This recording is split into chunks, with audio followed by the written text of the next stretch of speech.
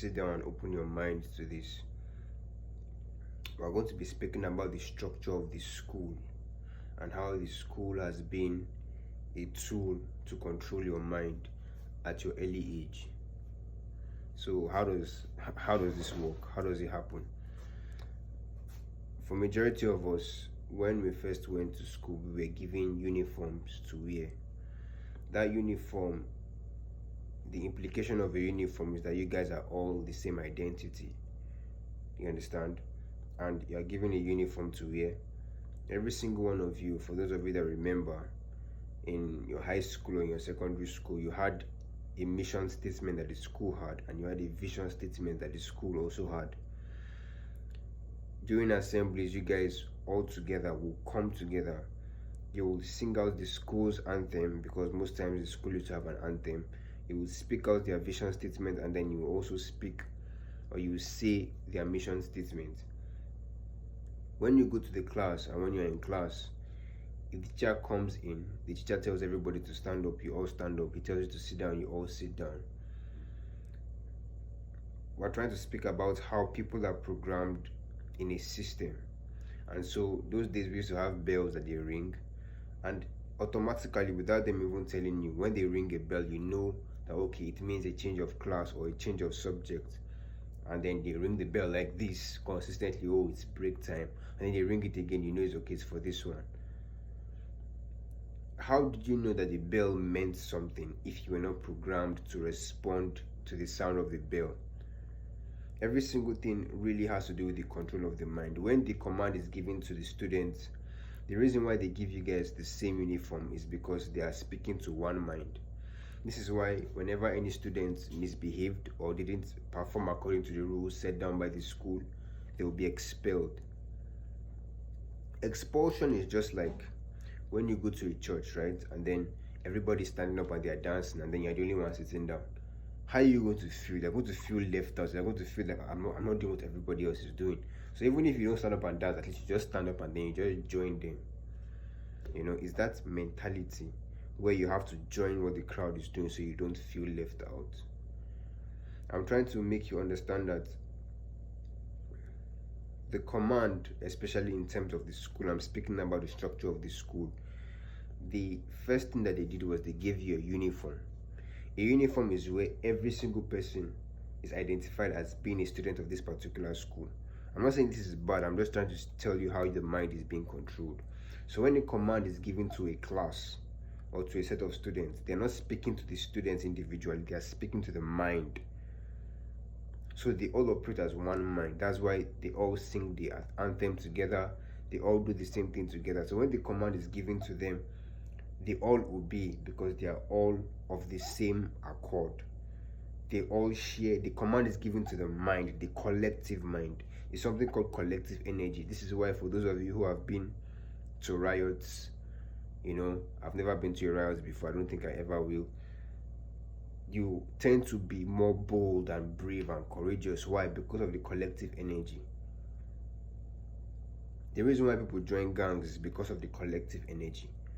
And when that collective energy is there, you tend to do things more. This is why they said if you want to go fast, go alone. If you want to go far, move with other people.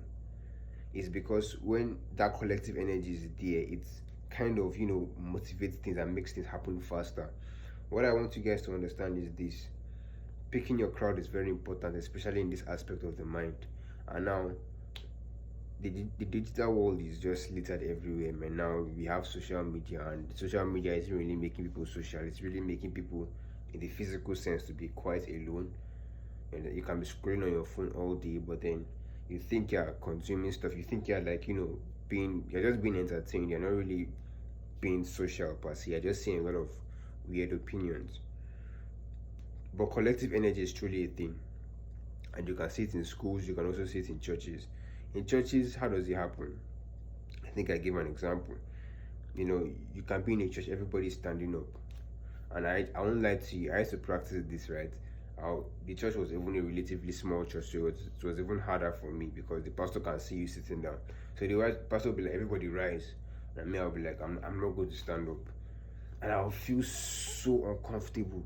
I'll feel so insecure. I'll feel so self-aware Why? Because I'm not doing what everybody else is doing. Of course, I mean, it shouldn't be that way, but it was just something I was trying out. I was just trying out some weird stuff. So you, as an individual, you really have to understand how the crowd mentality works in terms of collective energy or collective mind. This is why I try as much as I can to detach myself from any type of following per se, because the moment you engage in a particular following, you tend to be swayed by the emotions rather than the facts. So in a riot, or in a protest, you tend to just see a lot of emotional movement. People can just do, and I mean, come on, man. All those protests where people are just being led in a particular place without any form of direction is, I don't know how to stand for that stuff, because I really truly believe that we are meant to be leaders. Obviously not everyone is going to be a leader, but like to a certain degree you should have a mentality of a leader, so you shouldn't just be doing a lot of weird stuff. But understanding the school and the structure system of the school in regards to how you as an individual has been programmed. Understand the aspect of expulsion, where you're expelled when you don't do what you're told to do. When you don't act in accordance with the crowd mentality, you feel left out. But I'm trying to tell you that if you are really going in the right direction, despite the fact that the crowd and how wonderful they are and how vibrant they are, despite the fact that they may be going in a different place, if you really know where you are going to in life, you can keep going in that direction you are going to, even though you are going to feel insecure, you're going to feel left out, you're going to feel so drained. But I'm telling you that if you keep going long enough, I truly do believe you will see your people on your journey towards that place that you want to go to. But for a certain period of time, and this is basically personally what I'm experiencing right now, you have to be willing to cut off the old part of you. Not just, you have to completely cut off the old part of you that was once in that sect where you wanted to belong, and then move towards that path that you want to pave for yourself. Then you will now find people who are also in line with that thing. But because I've developed that inner power, you won't even need to depend on anybody per se. It's not as if it's evil, but it's like, it's more from a place of power rather than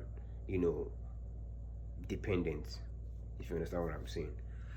So the crowd mentality in terms of the school, just sit down and think about every single thing. Sit down and think about how you have been conformed to be. Sit down and think about all the things that you did and question why you did them. Right? We were trained to go to a school, we were trained to move with the crowd, we were trained to obey the orders that were in front of us from the teachers who spoke to us. It was just recently it came to my mind that inflation is of benefit to the rich people. And like, I didn't even think of it in that way, because inflation is the general price level of goods and services. And then my economics teacher always said that inflation was a bad thing, but he was speaking from the standpoint of the average common man. But for those of us that desire greatness, then inflation is a good thing if you have the assets. It just came to my mind. I just wanted to tell you guys. But the truth of the matter is this: understand that majority of people are wrong. That's just the whole thing. Majority of people are wrong, and because majority of people are wrong, those are the type of people who feel social media. They're the ones that you see their comments, they're the ones that they can make a post. And one of the things that I've noticed too is the amount of rubbish that's on social media, man. Social media is just like the school mind. It's like that guy that you don't like that makes a joke and everybody's laughing about it, but it's a very stupid joke. It may be funny, but it's like, why are you guys laughing at this thing? Don't you know it's stupid? If, for example, somebody can put something like, whenever my alarm rings, I turn it off, and then 10,000 people will be liking the comment, will be liking the post. Meanwhile, you now, because 10,000 people are liking it, because of your crowd mentality that you have been rehearsed to play out, you will not have the desire to even like it too. But you don't understand that you liking it is a testament or a confession that you too are also in that same mindset, until you begin to be aware of, okay, this is what I'm even doing. You will not even know what you're even doing. You have to be aware of the actions you take.